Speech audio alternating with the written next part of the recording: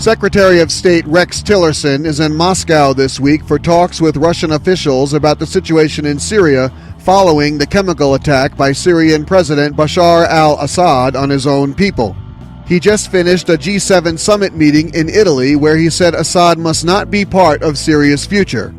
World leaders agreed, saying Russian President Vladimir Putin needs to face the hard facts about his decision to back Assad. And while no one wants military escalation, all agree a diplomatic solution needs to be hammered out to end the civil war in Syria, and Assad's use of chemical weapons must stop. Putin doubled down on his assertion that it was the rebels who used the chemical weapons. This theory has been rejected by the global community, and according to Tillerson, an investigation is now being conducted to determine if Russian officials knew of the chemical attack ahead of time and if they were in any way involved. The investigation comes as senior U.S. officials announced a Russian drone had been flying over a Syrian hospital where they knew victims of the chemical attack would be going for treatment.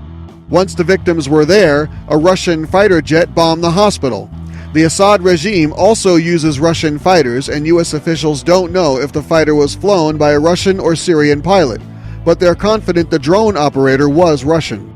Putin is also latching onto a Democrat talking point and trying to liken the situation in Syria to Iraq when President George W. Bush invaded based on worldwide intelligence reports of chemical weapons being used by Saddam Hussein. Massive stores of chemical weapons were found in Iraq.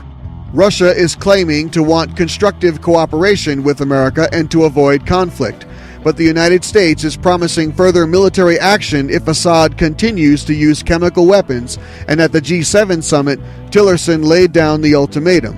Russia will have to choose who it wants to be allied with, Assad or the United States.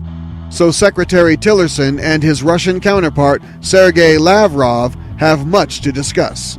Thank you for listening. Don't forget to subscribe and donate at theraywarnershow.com.